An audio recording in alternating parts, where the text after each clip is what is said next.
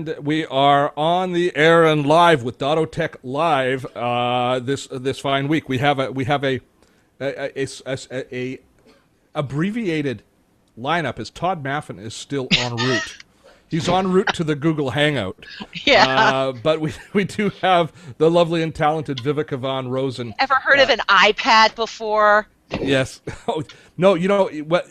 Todd's in the middle of moving houses.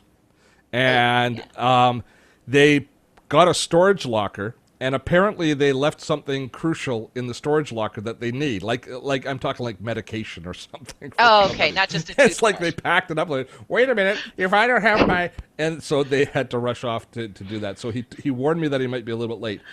So welcome to everybody coming into the chat room today. We got a small group today. We didn't. It's summertime. We weren't really in heavy duty promotion mode for the show, but it's going to be an awesome show today because with Viveka Von Rosen, we also have, of course, my good buddy Fraser Morrison, all the way from the Maritimes. How are you doing, Fraser? Oh wow. Is it It's smoking really hot? late there. Fraser stays up. He doesn't sleep. He does. Many Maritimers don't. They just. He's good seafaring folk. He's used to being out cod fishing for many days at a time without sleeping, right, Fraser? Yeah, that's it. Now Fraser wrangles our audience. So I see we've just got a few people in the room, but let me know where you're from in the chat room. So look on the right-hand side of your screen, everybody in the chat room, and tell us where you're coming in from so we know where you are geographically as we move into today's show. So we're going to keep the topics today we're going to probably keep the show fairly short and fairly simple today, although we probably will get off topic at some point, knowing Viveka, and certainly when Todd gets on, Lord knows where he can take us. Yeah. But Viveka is, of course, the LinkedIn expert. So we're going to be spending some time talking about LinkedIn. And we're also going to spend some time talking about something that has really been kind of interesting is the CASL, C-A-S-L, the Canadian Anti-Spam legislation, which is now in effect. So if I send out an email, so somebody right now is already heading towards jail very, very soon. So let's see where everybody's from. Oh, look at everybody's coming from Newfoundland today. Torby, Newfoundland, and Kevin's They're in all Newfoundland Fraser's too. friends. I tell you, it's like we're hot in the Maritimes today. It's funny how it goes cyclically like that. Cyclically. Last time we had a bunch of people from Maryland last show, so it's all East Coast people staying up late. Is it too hot to sleep? Is that the problem right now, Fraser, in the Maritimes? What's the weather? Days. It was 27 today without any humidity. Oh, so that was beautiful. What's that in American? Yeah. What's that in American? Todd's here. Hi, Todd. Oh, Hi, Viveka. sorry guys. Viveka, you were born in Canada. I know. Don't be pulling the American. No, I can't hear anything now. Oh, Todd, are you there? Can you hear us? Todd? Hello, Todd? Todd. Todd, are you there? Hello, sorry I'm late, guys. That's okay. Can you hear us now? Can you hear us, Todd? I can't hear us. Hear us. Oh, this is why we ask people to come in early. Can't hear us. Yeah. So. Okay, we're just going to let Todd eventually come on and struggle Don't away pick your there. nose, Todd. We can see you. He doesn't know. It's okay. Audience, stop talking I'm about getting Todd. there. I'm getting there. It's a slow internet, I think. It's slow internet. It's not slow internet. You don't have Can your you hear me micro- okay? We can hear you fine. Yes, we hear you. Okay. Does he see me nodding my head? Can you hear us? Apologies, I know I promised you a better microphone.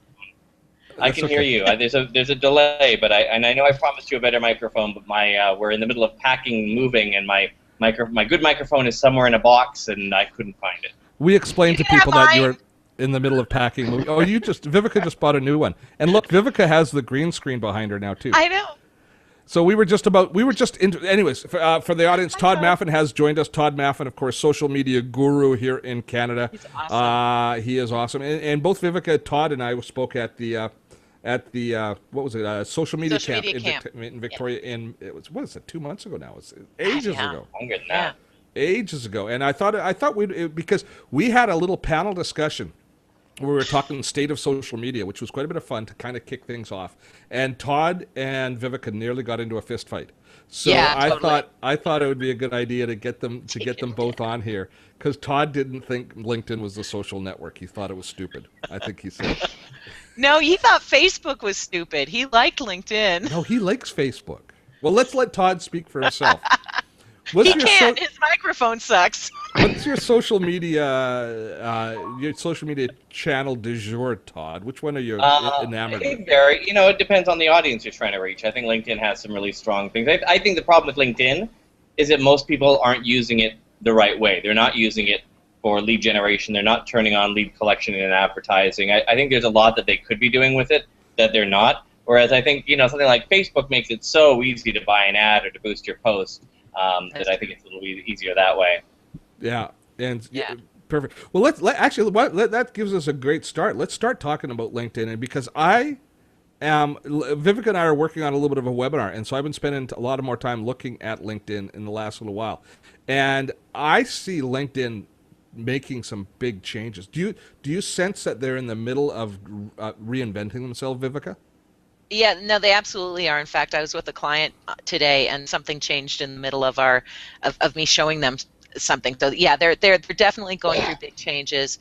They're of course trying to move from just being known as a Rolodex on steroids or a job seeker site. You know, they're really trying to build up the small business division. Davis Schneider over there. They're really trying to build up the content marketing aspect of it. So it's they're really trying to make an effort to become more of a social media site, but then they do really kind of silly things that keep people from engaging on LinkedIn. So let's first of all take a look at what they've done recently. So one of the things, I guess they acquired, they've been in a bit of an acquisition spree for the last maybe 2 years.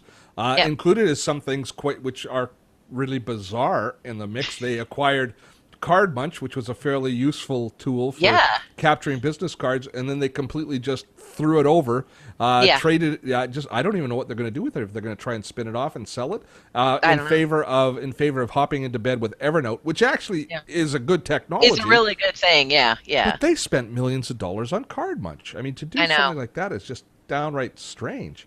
And the other one that's got my head scratching a little bit is, and I think this is an app that Todd put me in touch with in the first place, was Reportive. They purchased Reportive, and now they're making changes to Reportive, how it's working in its native mode, and Reportive users are not very happy with LinkedIn as a result. Yeah, no, not only that, but and I don't know if it's Reportive or if it's another third-party app I'm using with Gmail that gives a LinkedIn signature, but I'm getting all these spam notices now, so I don't know what's all going on with that. Speaking of spam, that would be with YStamp. That is it. YStamp is that? YStamp has a LinkedIn signature feature now. Have you been using that? I love it's been coming YStamp. back. It's a great tool. I know. So I wasn't sure if it was YStamp or if it was Reportive or what's going on with that. that. Well, Reportive doesn't add anything to your outgoing. I don't believe that's true. it just gives you feedback on what everybody that you're talking to is engaged with social media wise. So, but and I know. Go ahead. I was going to say, what's interesting is API just took out its CRM, or LinkedIn just took out its CRM API. So like. Folks like Nimble are having a harder time using it in Sprout Social, but what's weird is it seems to affect Reportive too, which makes no sense because they own Reportive. So, the thing about LinkedIn is it's so siloed. I don't think the different divisions even talk to each other. Wow. They might not even know they exist. I don't know. Have you been dabbling in it very much lately, Todd? In Reportive or in LinkedIn? No, LinkedIn. Not terribly. I do quite a bit of sort of advising on social media advertising. I find LinkedIn ads expensive and getting more expensive. They're terrible. So, I wish that it's unfortunate that they're kind of closing down some of their APIs. Yeah. It's the whole point of the web is extensibility. And to be able to connect those things up works really well. I mean, I'll tell you of a great connection that I use through Zapier. Zapier is this great middleware. It's basically. Oh, nice. It's sort of like IFTTT, which is a lot of people know. It's like IFTTT for business, and so it's got all these business apps. So you can connect LinkedIn to, like, I've got this great app on my iPhone called Full Contact, and it'll let you scan business cards, and it gives you, and it's like every other business card scanning. In fact, I think LinkedIn has one through it, or had one at least. Card Munch, yeah. To work is that it would automatically try to figure out how to what the words were. It would do text recognition, and it usually got it wrong, especially if you've got a business card. I don't have any around here. That's got lots of tiny letters on it and things like that. So Full Contact full contact will actually send it off to a human being, yeah, like that, who will transcribe it. So now here's where LinkedIn comes in. Whoa. Cool. Through Zapier, after it's transcribed, Zapier gets a notification, and Zapier will automatically send the person on the business card a LinkedIn invitation, a connected invitation. And through Zapier, you can customize what that text is. So I've got it every time I scan a business card now. Every time I scan a business card, about an hour later, that person gets an automatic LinkedIn connection request. That says, hey, since we've exchanged business cards, why don't we connect here? And I found that very effective. And now so you're not sure that's going to continue on though with their new shutting down some of the APIs out. Yeah, I mean what drives it are these APIs, which is this back end piping system. And if they keep pulling those out, then none of that'll work. I haven't noticed any changes because where I do most of my LinkedIn work is just posting through Hootsuite. And I haven't noticed any changes there yet. Kevin sent forward a question, Vivica. He said, unlike all the other social media platforms, and this is true, users are informed when LinkedIn profiles are viewed. Do you see that as a positive or negative, or do you actually think it's going to continue the way that it is? I saw it more as a positive up until about 4 o'clock this afternoon when they changed it. I think changed today? Well, what happened is when people view your profile, you used to be able to invite them to connect without jumping through the usual "how do I know you" hoops. Yes. So you could just customize the message and say, "Thanks for the view. I noticed that you live in Vancouver. Was just there. Love the city. Want to connect on LinkedIn." Something very casual like that, which was a great way to connect to people. I mean, if they're looking at you, they're either competitors or their prospects, probably, or their friends. But if they're friends, it's a great way to get back in touch. If they're a prospect, it's a great way to get in touch with them and invite them into your network. And then, if they're an existing client, great. It's another touch. And if they're a competitor, well, you can do something JV with them. So I like the who's viewed your profile. You can make yourself anonymous. You lose the ability to see everyone who's viewed your profile when you make yourself anonymous, but you can do that. So if you're weirded out by it, I am weirded out by it a little bit. I'm weirded out because sometimes, for example, I was looking through my stuff today, and there was some guy that put forward a I'm interested in doing business with you thing. Yeah. And I thought, sounds like a spammer kind of. Yeah. And I went and looked at his profile to try and judge him. And so then when I exited back to my home screen, there it is that I viewed his profile. So this guy knows now that I looked at him. And I went, I want you to know I looked at you. Well, like I said, you could have made yourself anonymous if you thought about it in time, which is like 6 clicks, so it is kind of a pain in the rear end, but you can do that. I mean, so I like the tool. I think it's great. I liked it more up until 4 o'clock today when they made it harder to connect with people. Yeah, because that seems to be the benefit. Do you look at okay, Vivica? Let's air the dirty laundry now. When you check out your competitors, do you go anonymous before you check them out? Nah. I know most of my competitors, and the ones I don't know, whatever. There's enough space for, I think, most, if not all of us. We all have different. We all have a different feel. We all have different audiences, or most of us do. So, what the heck? So and I ended up doing stuff like with you were. Was it you? Someone was talking about Jason Alba earlier, and I was like, yeah, he's a buddy of mine. I love him. He's a mentor. So I'm friends with most of my quote competitors. Yeah, you're too nice. You don't have. You're too nice. Whereas, let's talk to somebody that's not so nice. Todd, do you check out? Do you go anonymous before you check out your competitors? I don't, because I think unless it's changed recently, I think to go anonymous means that you can't see what people are seeing on you. Like I think it sort of works two ways. Vivica might confirm this, but I think it's like I can choose to be anonymous, but that means I'm not going to be able to see who visited my profile. Oh, is it a one-time switch where you turn it off and you're anonymous for all time, Vivica? No, you can turn it back on. Oh, yeah, but you have to keep going back and forth. Yeah. But it means that if I choose to not, unless they've changed this, but if I choose to not show up on other people's reports, then I don't get to see reports on my profile of who's clicked on me.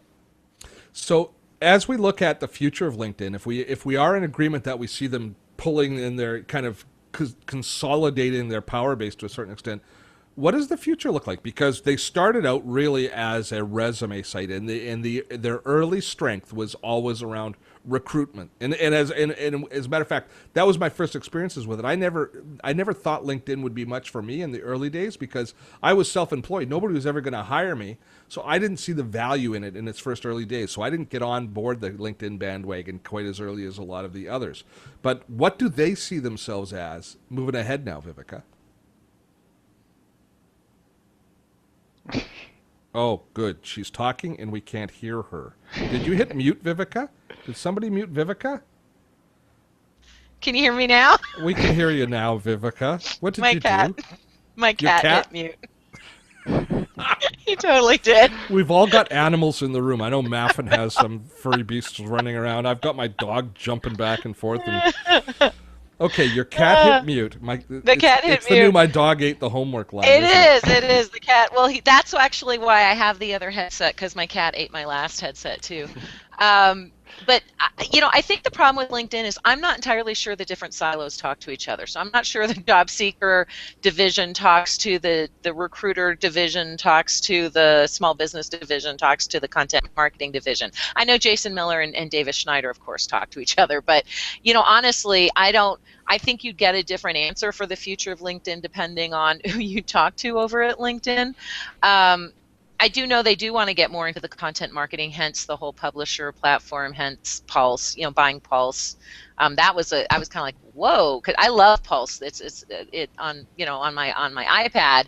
I don't like it so much on LinkedIn, but so I think it depends on who you talk to. And in any arena, I think it's going to move down to pay to play. They just, they for the first time ever, they gave features to the premium members before they gave them to the paid members. So that's a new move for them. They've got the new banner on your personal profile, and they've got this keyword tool that's actually really cool that you can only get if you've got a premium membership. But they also introduced an $8 a month premium membership. Yes, so, which is a lot more digestible for most people. Because in fact, you and I were talking about that. Expensive. Yeah, we've had a few conversations because I've always thought they were far too expensive for the average person. I always thought they would do much better if they just limited you to, say, 100 contacts and then charged you if they want to go over it, right? Yeah, I hope they don't do that because then I'd be broke. But but you're right. And what they did with Spotlight is you get all the cool stuff. So you get the nice big banner. You get to see everyone who's viewed your profile, not just the last 5 people. You get the new keyword application. You don't get the in-mails, and you don't get the extra. I don't think you get the extra introductions. Mm-hmm. So it's not. Yeah. It's pretty cool. So I think that's smart. But like they're Go ahead. No, you go ahead. No, you go. No, you go. Todd, you go. Oh my God! Get a room. No, the recruiter package is $800 a month. Their top recruiter package. So that's nuts. Although with some of the features are cool on it. I used to have it when it was $500 and had more, but they're definitely moving towards the pay to play, I think. And I get people like you who are really, who are like, I know I'm not going to pay for my social media. But when you think about, we talked about this before, when you think about what you get, like let's flash back 20 years. Like, how much would you have paid for a tool like LinkedIn that would easily let you find, connect, engage with your top prospects? How much would you pay for that? So anyway, that's that. I'll get off my. I don't think they're perfect. Like, I hate ads. We can talk about ads. I think LinkedIn ads suck for the most part, other than their job seeker ads. I think that's a great. Before we do, I'm going to give one public notice. Okay. I'm getting notifications from my operating system that disks have not been injected properly, and I'm not touching anything right now. So I'm a little bit concerned right now that my system is going to go. We've just decided to restart, Steve, because that's just the way it goes sometimes. So if we lose everybody, I will try and reconnect really quickly, but there's a chance that my computer might just suddenly decide to shut down, not giving me any warning. More importantly, Steve, have you somehow disabled the ability for us in Hangout Toolbox to put goofy hats on our heads? Because I don't have that option anymore. Seriously. Did you disable that? It's called the Maffin filter. They added it. Sorry, the first time we did a hangout, the very first test we did was Todd just brought us down into a much lower level by putting on monocles and things. Although the monocle was pretty cool, Todd. So, so Kevin's asking if I just did an OS X update. I did the latest update, and to be honest with you, there he is. Todd's adding it now. You know, this is also a podcast. There are some people that are not going to be able to see it, Todd, and you're really disenfranchising that part of the audience. We actually get more listeners. We actually want more. We get more listeners in the audio podcast than we do in the video. So I'm just saying, you make. But you're an adult. You make your own decisions. Oh, great! Right. And now Vivica is opening apps on it. And okay, and we haven't even. I'm trying to get the Q&A. Fraser told me to look at the chat, but the only chat I'm seeing is us. So then I thought it might be the Q&A. If you want to see the chat, you want to click on the webinar jam button, which is the white button on the left-hand side. See, Vivica has it. That's that's going to be one of our topics today. Is we're going to talk about webinar solutions because Maffin sent me a note today saying which one I like. And I think it'd be a great opportunity.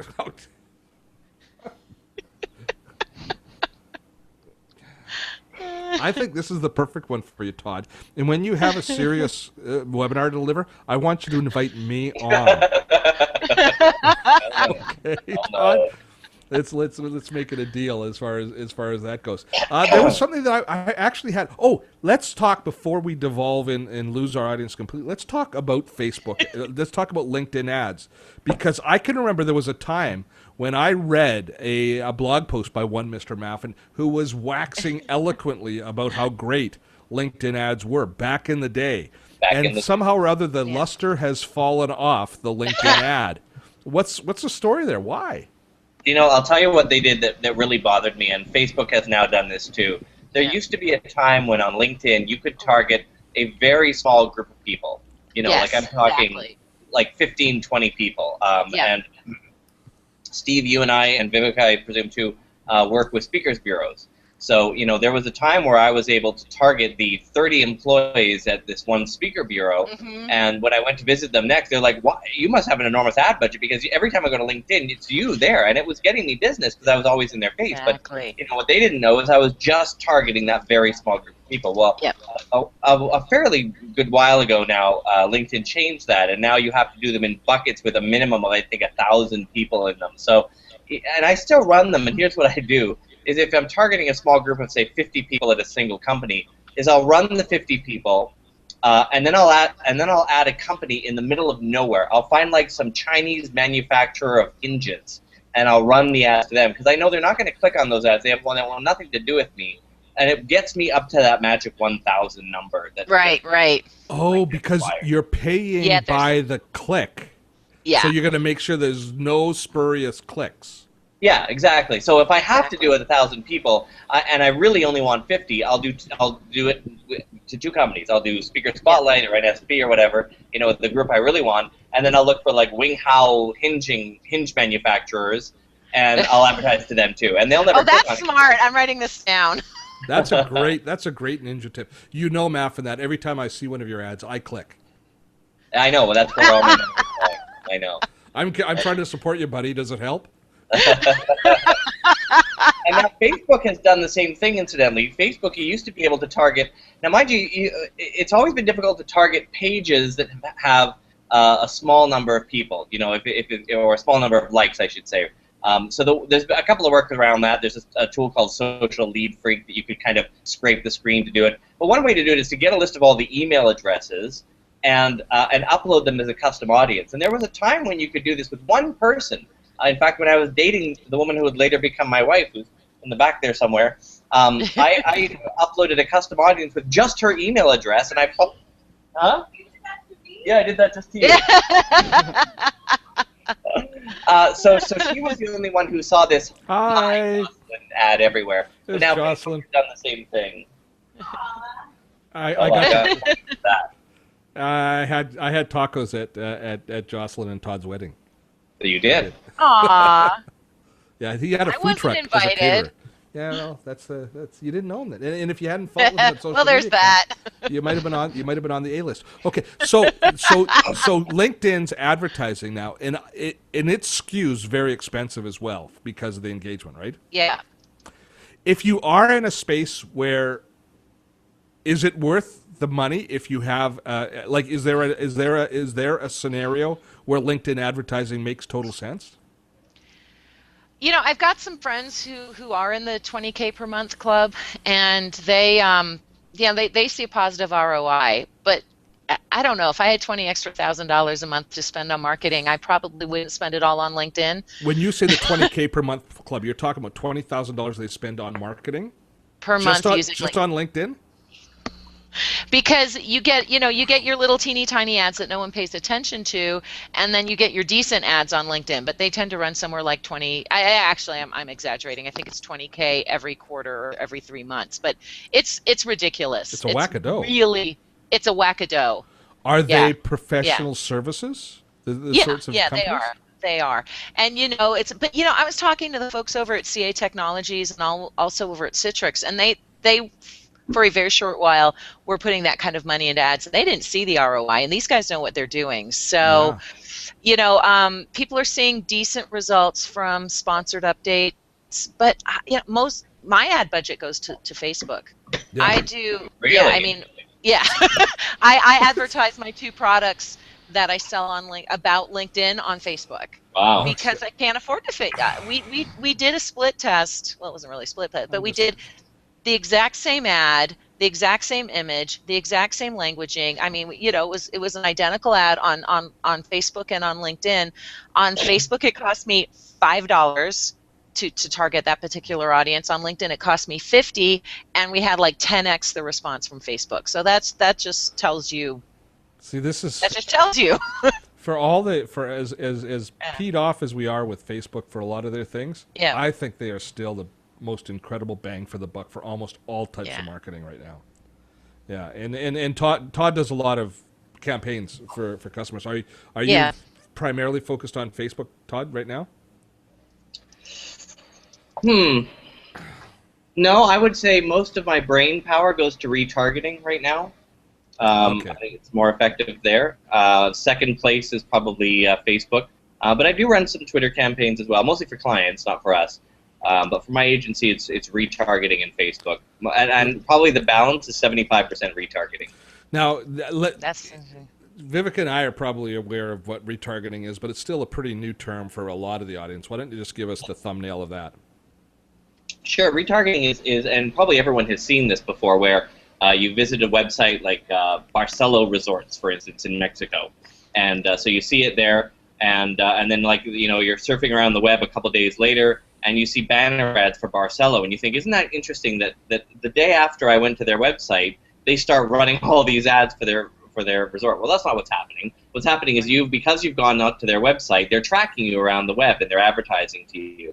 I use this with great efficiency. The minimum buy at Perfect Audience, which is what I use, is $25 a week, and it's incredibly powerful because you get access to people who've already been to your website, so they've already, and only those people. My banner ads have appeared on the New York Times website, on the front page of the New York Times website, on the front page of the CBC's website. I had a friend who lives in Saudi Arabia who sent me a screenshot of an Arabic language knitting site with my banner ad on it. And she's like, why are you advertising to Arabic language knitters? And I said, I'm not. I'm advertising to you because you went to my website. So incredibly strong. And in the last year or so, Facebook has partnered with these retargeting companies now to provide retargeting in the news feed. So, and if you want to see it work, some sites to try. AppSumo would be one to visit. Yeah. I know they're doing retargeting right now. So go to appsumo.com. Don't go to their Facebook page. Go to their website. You just have to visit once, click around a couple pages, then go back to Facebook over the next days, and you will start to see AppSumo advertising to everywhere you in your news feed. Yeah, even if you don't like their page. So it's very, very cost effective. Now, I wondered about that. And you said something to me which caused me to perk up, because I thought that the purchases and the buys for retargeting were a lot more dear than $25 a week. Right? Yeah. Like, I'm totally calling you after this, Todd. Yeah. ToddMaffin.com/perfectaudience is the affiliate code, but it's just perfectaudience.com if you if you want to go directly. Wow. Okay. And so Perfect Audience is one that you've signed up with and you're using, and now does all retargeting work based on people visiting your website, or can you set it up where they visit maybe your Facebook page or something, another asset that you might have? You have to be able to put code onto the web page. So Facebook doesn't let you jam code on their site. Twitter doesn't let you jam code. So if you control, now that said, if you have a corporate site and a separate blog, or you have, you're running like lead pages, or you're running a service like, I'm trying to think of the one in Vancouver. Anyway, A/B testing, any web page. Wishpond. Sure, Wishpond is one, or Unbounce is the one I was thinking Unbounce, of. yes, okay. Vancouver's full of these services. They really are. They really are. Yeah. All of this stuff is really anything where you can inject your own code. You can then track. Yeah. Okay. So it is going to be driven mainly through your own site. Is adroll.com, by the way, another good company. Okay. Yeah. Now that's the one that I looked at, but they were more expensive, as I recall. They should be about the same. It should be okay. roughly the same. Yeah. And is it a sophisticated setup, or is it like a lot of people are dabbling with just placing their own Facebook ads right now, which some people find complicated, me for one. But is the retargeting an order of magnitude more complicated? No, not at all. Are you able to see my screen? Yeah. Go ahead, share it. Yeah. So let me just log in. I'll show you what it looks like at this end. And it looks like that they're doing a $60 promotional budget. So this is basically the way it works. Now this is the demo account, so I've got nothing in here. But okay, fine, got it. So you basically say, I want to launch a new campaign. What kind of campaign? Do you want to target people with web banner ads? Do you want to target people in the Facebook news feed, or on Facebook with ads? I find newsfeed retargeting incredibly powerful. So we're talking about the destination of the ad, not the origination of the contact. That's right, exactly. So you can see I've got a couple here that I'd set up as on my site. So I'd had it where if someone goes to my presentations page on my website, that's a particular audience for me. So they would get ads about my presentations. If they open my emails, because you can include code there, on like MailChimp or these services. If they go to the meeting planner, so on my website, I've got a page specifically for. So this is what it looks like to a human being, but buried in here. Wow. But buried in here somewhere, if we look at the code, and I'm going to just type in here, if you look at this right here in the code of that page, is my code for Perfect Audience. So, and in fact, I've also got code for AdRoll. So because someone visits this page, it automatically loads that code. It says, oh, this person's probably a meeting planner, so we'll put them in here. And I can say, I want to keep targeting them up in 80 days. You can do some nice things like targeting. Here's something else that's cool that you can do with these services that you can't do with Facebook or LinkedIn is you can day part them. So you can say, I only want my ads to be seen during business hours, between 10 and there from Monday to Friday only. And so your ads won't appear other than that. And then it's just like every other ad campaign. You set what you want, $25 minimum. You run what the actual ads look like. So here's a couple of examples of what it would look like in the news feed. Remember, people are going to see this when they visit my website. So even if they don't like my page on Facebook, this is going to pop up for them. Now, Todd, I do have one question for you. The one thing that has driven me crazy with the retargeting is I have had several... What are you laughing? What's he doing? What happened? Why are we laughing? Says I love Steve Dotto. Did you just notice that? He's had it up for the last 5 minutes. And it seems to follow his eyes. It seems to follow his eyes as he moves around. It's creepy. Awesome. I'm okay with it. I wrote them on my nipples just for you, Steve. This is a guy that ever since he left the CBC, he's been completely untrustworthy on air. I've been totally unhinged. Totally. Now, the thing that to try to bring us back to content, one thing that's bothered me that I've noticed with some ad retargeting is there's this. I've bought some products, like I've gone out and I've purchased a product and licensed. I'm thinking of a seminar product. Yeah. And the guy still retargets me for months afterwards, and and it's spent, and it will keep appearing, and it finally got me so upset I just started clicking on it because what if you're gonna, I don't know what to do. How do you avoid that? Don't ask me. Well, it's not very smart targeting. So basically, the best way to do it is if you're running a campaign where the goal is you want people to subscribe to your email list, right? Yes. So on MailChimp or something like that. So you create your custom audience. You say, I want it to go on this page, and then you upload to these services like Perfect Audience or AdRoll a list of people who are already on your email list, and that way it can kind of factor them out again. It's not perfect. There's no direct sync, unfortunately, so you've got to kind of always be re-uploading it. Yeah. So it's not perfect, but yeah. The solution to that really is to run your ads like hell for 2 months on people and then turn it off.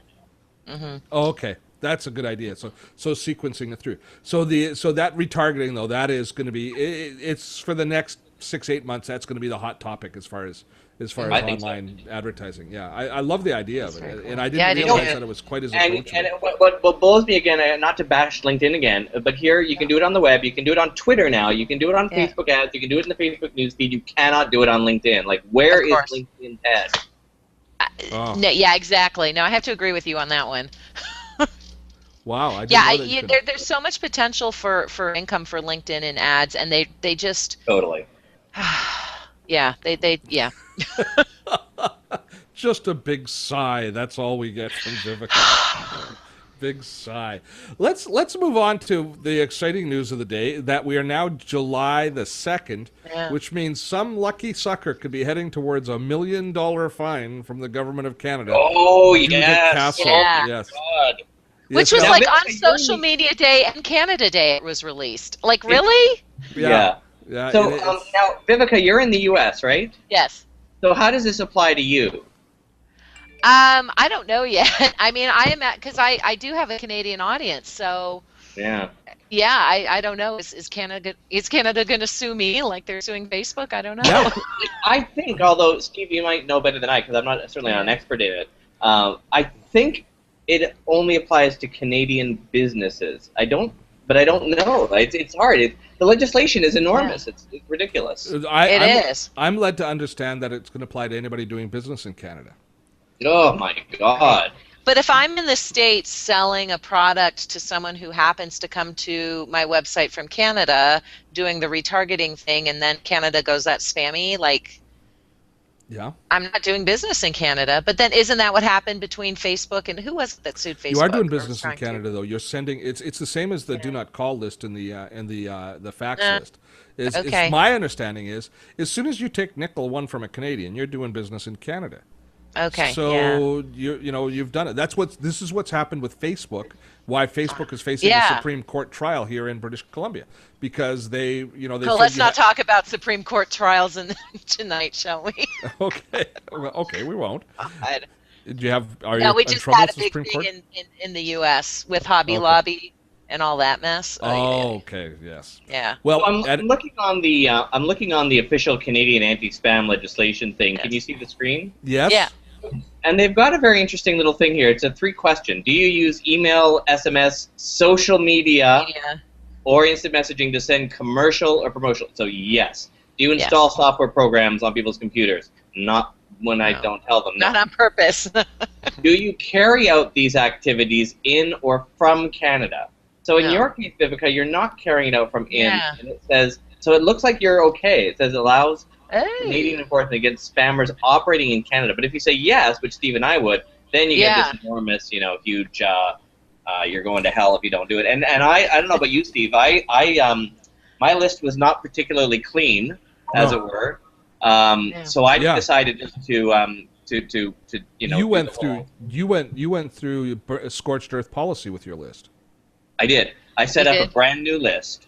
I'm not connected to the other ones. I emailed everyone on my list and I said, this is coming. I got big things planned, but you have to sign up now manually on this list. And then about 5 days after that, I sent out one to people who hadn't opened or clicked. Then I got a few more from that. And then just about a day before the deadline, I sent out a final one in plain text only, so we'll get through some more spam. Again, only to people who'd not opened or clicked the other ones, or at least as much as you can tell. And I had a mailing list of 5,600 people, and as of this morning, I have 1,200. I lost 4/5 of my mailing list. Which sounds a lot worse than it is. But how aggressive had you pruned your list prior to that, Todd? Not at all. See, I regularly go into my list and look, and the people that have not opened an email from me for the last 6 months, I just turf them. Yeah. Steve's such a choir boy. Well, no, because it costs me money to keep them. The problem, that would be really cool if we could trust the metric, have they opened it? But we can't trust that metric because the only way to tell whether or not someone has opened your email is either they click on something in the email, then we can track them, or they have images turned on automatically in their email, then it loads an image and it tracks it back. If you don't click, and if you use a system like the new Outlook or Apple Mail or Gmail where those images are not loaded by default, someone could open your email and you'd never know. They would be reported to the mailing list service as this person. Well, what it really is saying is we could not detect someone seeing this email. Okay, and I get that, except my emails that I send out, my newsletter, is a digest of all of my videos that I produced that week. So it's very graphically intensive. It's all graphics. So anybody opening and reading the email and not engaging with any of my content, not clicking and watching one of my videos or not doing anything else, they're not my tribe anyways at that particular point, right? Yeah. So at least they want to see what the graphics are because I always have 7 or 8 graphics in every email. So I felt safe in turfing those people, but I do see what you see. And people who send out really nice, simple text-based email only, it's going to be much more difficult for them to follow that same model. Yeah. Yeah. But, my email service shows me both who opens it and who opens it and then who clicks on something. So it gives me both. It's only showing you people that it can detect who opened it. Oh. So which service do you use, Vivica? All Pro Web Tools. I think it uses Madrill. Yeah. Yeah.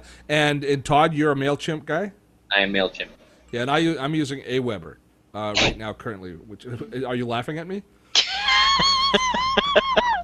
There's actually a really interesting mailing list. I don't want to get too far off down this rabbit hole, but there's actually one called Sendy. And now the disadvantage to all of these email list services is that as your email list grows, it gets expensive to run. 5,000 people on a mailing list.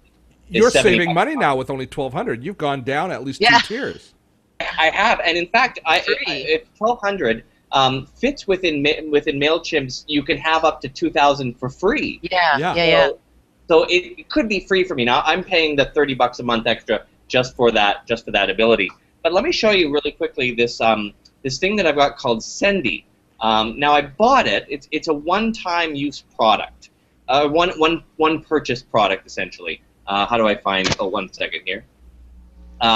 So it's a competitor to MailChimp or Aweber or those things because you install it on your server, and then you don't have to pay for it again.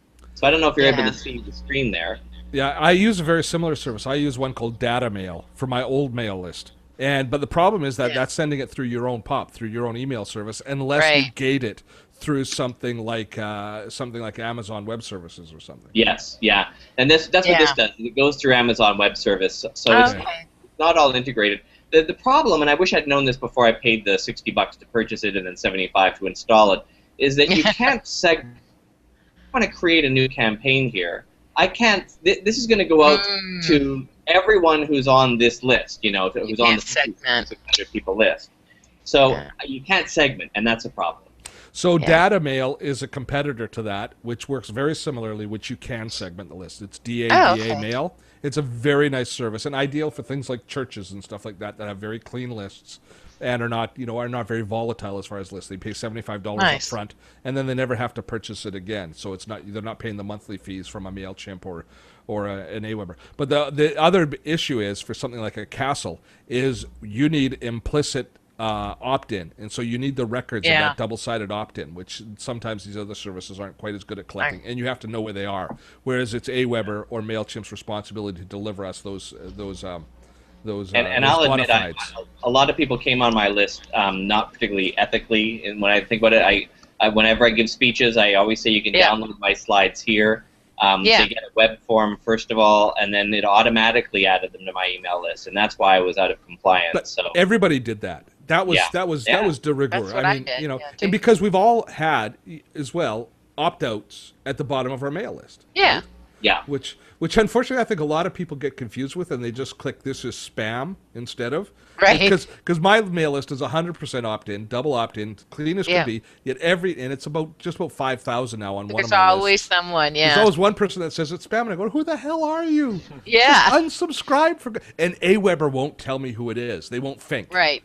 Right. Which I really wish they would. Oh, interesting. So that because you can get that on Mailchimp, it'll tell you you can ask for a report of which people reported you for spam, and you know, if I have time, sometimes I like to go back and check to make sure that, you know, like if they actually did add themselves, I usually, hey, just so you know, you signed up for this. That's great. The more I hear about MailChimp, the more I like the idea of MailChimp. There's another thing. I'm sending out a course by email, and I can't start a sequence of emails on a particular date in Aweber. Oh, really? You know, it has to be based on the date that you sign up. I don't know. That's bizarre. I wish I understood it. It's driving me a little bit crazy, but I know MailChimp does that. So MailChimp is there. But they're all, you know, none of them are our friends. Totally check out All Pro Web Tools. They are my friends. They're the best. Yeah, All they Pro are Web friends. Tools. All Pro Web Tools. Well, that is the They single literally are. That's like the single most generic possible name for an internet company you could imagine. All Pro Web, like Information Superhighway 2000. But they're trying to be competitors for Infusionsoft. Infusionsoft, aren't they? Yeah. Oh, really? Oh, at a fraction of the cost, and you don't have to hire someone to run it for you. Oh, now that's good, because Infusionsoft's great, but it's horribly expensive. Exactly. Horribly expensive. Horribly expensive. No, I tried. Yeah. Okay. I would like to. Yeah, but yeah.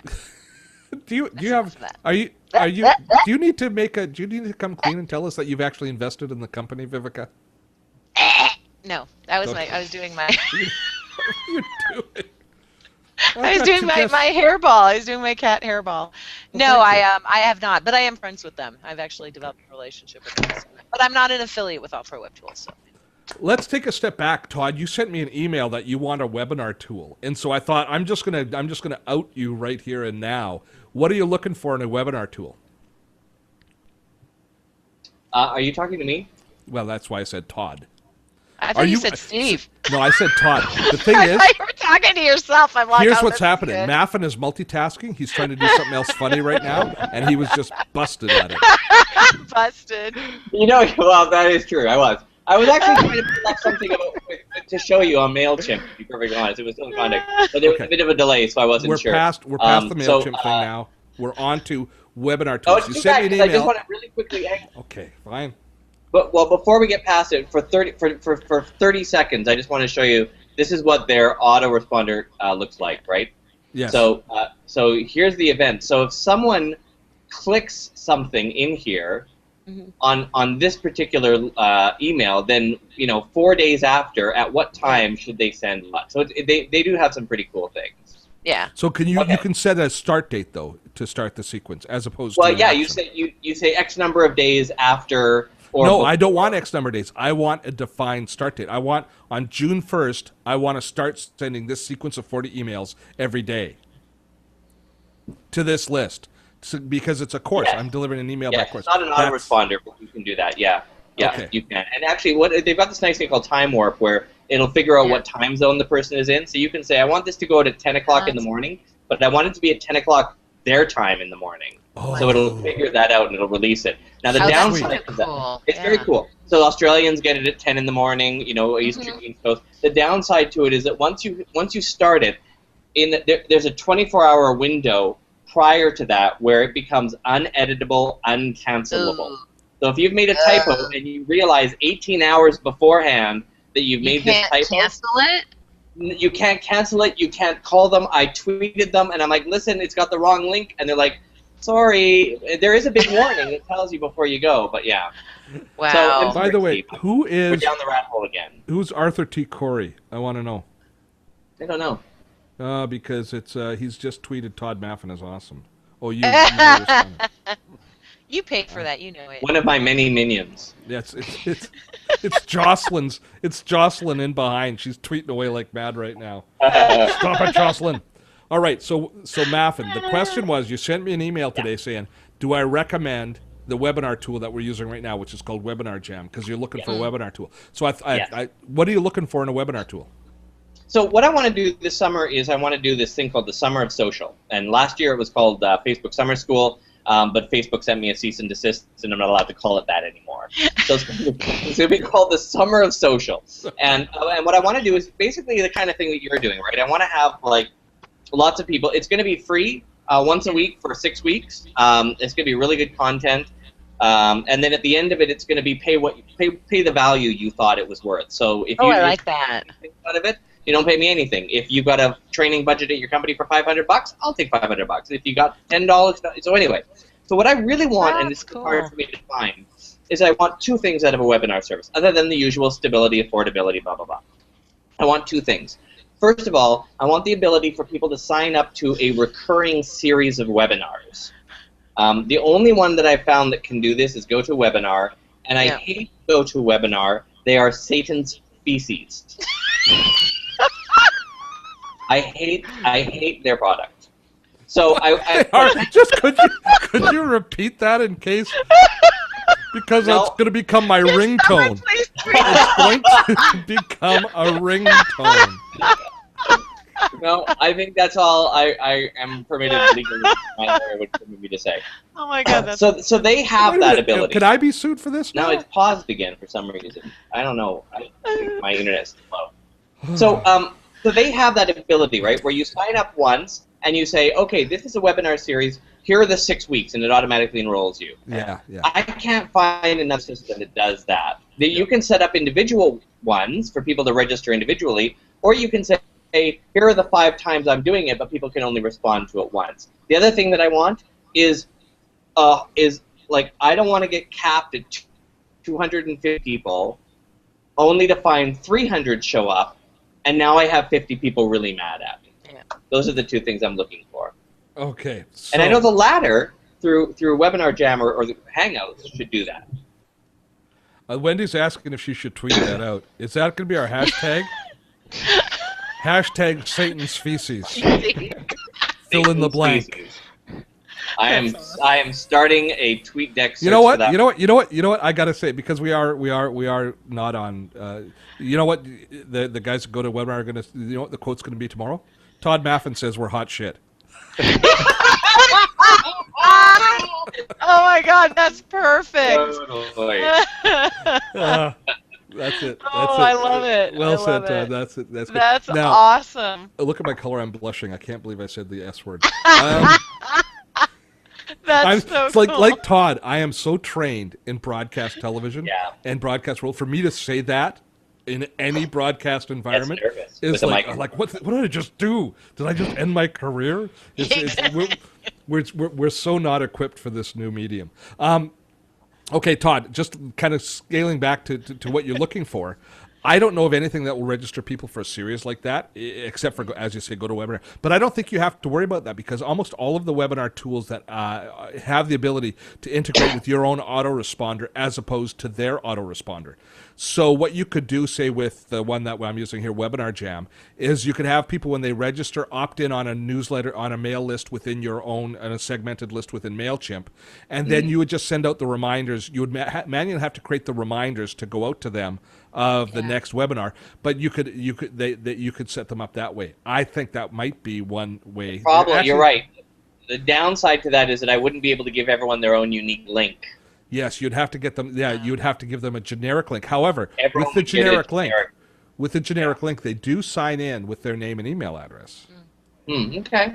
Well, it's worth a shot. So it's worth looking at. I'm not in love with Webinar Jam. Don't get me wrong. And I think I sent you a link to another one called Easy Webinar, which actually installs, and it makes me a little bit nervous. It installs as a plugin in WordPress. And so I don't know if that's going to crush the overhead of your server or not.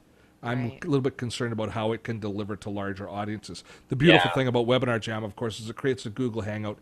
And, for everything else, Todd, Google Hangouts just work for people. The other thing that Webinar Jam gives you is it gives you the ability to bring people into a Google Hangout that aren't coming in through their Google Plus account. It's the only way to get people into a Hangout that don't have Google. Yeah, that's the biggest in my mind. That's the biggest feature of this particular product. That's a big deal. That is a big deal. Yeah. So have you had, because anytime I do any of these, like I used to use Meeting Burner and they're pretty good. Yeah.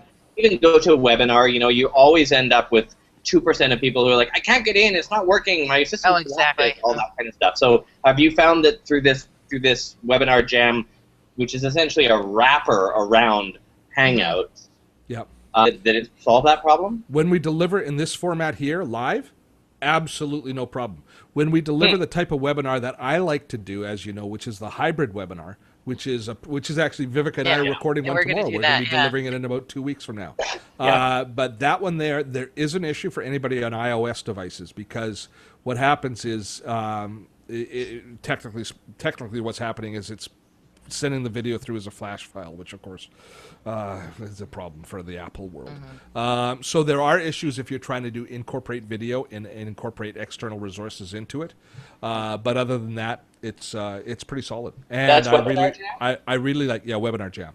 That would have if you want to pre-record pieces and put them in. But as far as for doing things like screen sharing, like you've been doing right now within the webinar, it's awesome. Yeah. And this chat area that we've got stuff going in, the fact that you can add polls, that you can pop in calls to action is very, very strong. I really like that. So it's not a bad solution for it's going to give you 80% of what you want. The only thing it's not going to give you is the sequencing, which I think, just get people to just say, hey, you got to register each time, and just you'll know who hasn't. So, and it's not a bad registration process. It's it's single click registration because it's not going into an autoresponder. So it's a little bit more setup, but it won't be that much more with only 6 modules for you, Todd. I would say it's probably going to work for you. Yeah. Yeah, what do you use, Vivek? You're a webinar person, I'm the aren't you? feces. I'm the devil's feces. Yes, I use the devil's feces myself. Got a hairball there for a second. Why don't you tell us what is it that caused such a strong reaction, Todd? Is it just their pricing structure? Oh my God, you want this listen alphabetically? It's the pricing structure. It's prohibitively expensive. Now, I understand market demand, but it is prohibitively expensive when compared to their competition, which pisses me off. The other thing is they have not updated their user interface since, and this is a fact, since 1622. It was back in Shakespeare's era when they last updated their UI, and that is too long to wait. Hey, what's this? Why did you change your text on your shirt? Oh, haven't you seen that, Steve? He's had it up there for ages. It's been there for 5 minutes, Steve. Yeah, Steve. I've been running this. I've been herding these cats. All right, you know what, guys? We're almost at the hour, and I think we should. What's your cat's name, Vivica? Go ahead. Clark. Did anybody see the picture of Dinklage with Grumpy Cat on Facebook or the are you post? serious? Yeah, there's a great picture of Peter Dinklage with Grumpy Cat, and it's hard to tell them apart actually. Oh. Yeah. It's a cat up. Now you really are hurting cats. Oh no, Todd's got. Have you got a cat up too? Yeah. Farley, come here. No, I've only got a dog here. Everybody's gonna hit you. We're gonna get arrested for animal abuse, but honestly, they like it. Other than all the hair. She really does have hairballs. Okay, so this is the point. This is the point in the show where we, Todd, what have you got coming up? You've got this. When are you going to be talking about your summer school for the social networking site that is named after people's visage? Yes, I'm. This is the first time I'm announcing it. I waited until your Hangouts here to announce it. So. It is officially announced. I'll have more details on it probably in about 2 weeks or so. As I mentioned, I have to move, so that's causing it. But if people just go to my the only way that I'll do this by letting people know is just to sign up to my newsletter, which is bit.ly/Todd sign up. bit.ly/Todd. What would we do without Bitly? Seriously. Oh, I know. Totally. I use PrettyLink for everything. PrettyLink. Yeah, well, PrettyLink is great actually because it's a plugin to WordPress. So he'll be able to say Dotto like for our book, for instance, we can say touchthebook.com/3 words, and 3 words will be like a special That's bit. great. When is your book coming out, Mr. Maffin? Ooh. We are working on the copy editing as we speak. The book comes out October 4th. Nice. There's the link to it. So it's bit.ly/touch the book. My co-author Mark Levis and I. It's being published through Dundurn Press in Toronto. Available in bookstores and airports and all sorts of places there, and pre-order right now on Amazon. Well, we'll have you on before that for sure, and we'll talk about it as long as I'm still on the air. As long as GoToMeeting, as long as Citrix does not own the Dottotech brand, having sued me into oblivion. And Vivica, Ms. Von Rosen, Yes, what sir. have you got coming up? Well, we have a webinar coming up. We got a webinar, dude. We got our webinar coming up next week. What, the 9th and the 11th, or 9th, 10th, and 11th? Many times. Yes. Yes, it'll be on LinkedIn and prospecting. Well, here, and actually, I can go I'll change do a bunch of it. just for the people Yes. that are here. I'll just put the registration code for it right now. And I think before we leave, actually, I do have one thing, because apparently there was a question. I just noticed there was a question that we should have addressed before we do that. But I'm just copying that. Let's see if I can put it into. There it is. So if you want to attend Vivica and Steve's webinar, there's the link to do it. So there was a question regarding Hangouts. What's the best audio mic device for Hangouts and webinars? Well, not the one Todd's using. No, not the ones Todd's. This one is great. It's like $25, and this Plantronics one's headset. 60, and it's kind of sucks. And this one's like $25, and it's just a Plantronics. Okay. Any USB, any of the USBs headsets, like the Logitechs and stuff like that, were going to be good. I would say the blue microphones are probably even better. And if you can, setting up a proper studio, a broadcast type mic with an audio interface, but you're talking hundreds of dollars at that point. Yeah, and I like $26. You like $26? I like $26. For my webinar, you better be using the $60 headset, lady. I am, and it's not as good as the $26 headset. Are you going to switch tomorrow? Good yes. stuff. Okay. Yeah. Plus, this messes my hair up. Okay. Now, Vivica, your website is? LinkedIn. Oh, which one? The one for the which Just one? Just for you. Okay, linkedintobusiness.com. There we go. Todd Maffin, thanks so much, my friend. My pleasure. And we will talk to you very soon. You and I have to chat with you about my Facebook ads soon again. You got to help me again. I'm lost again. Well, let's do that. Let's do that after this. Okay, stick around. Don't hang up then. Okay. Vivica Von Rosen, you rock, ma'am. Now go get some beauty sleep, because early tomorrow morning you and I are recording. Look at these. Yes. What are you pointing? Oh, good. Thank God she was pointing at her eyes. Okay. I was not going to show you my nips like Todd did. It's a good thing this is the end of the show, so I could. I'm not gonna say it. It's going to be so much easier to trim this out. It's going to be so much easier. And Mr. Fraser Morrison, thank you, sir, for riding herd over our audience, and everybody who joined us live for our show today. Thank you so much. We are going to be on hiatus until August. This is going to be the last live show for a little while, because I'm taking a holiday. I got to go to the Caribou. I got to go visit Mr. Rainbow Trout. And let Mr. Mosquito have Mr. his fill. Mosquito, yeah. Have his fill of the Dotto blood. It keeps him going up there in the interior. Good. Thanks so much to you both, and to the audience. Thanks so much for tuning in, and we will see you in August for more of Dottotech. Thanks for tuning in.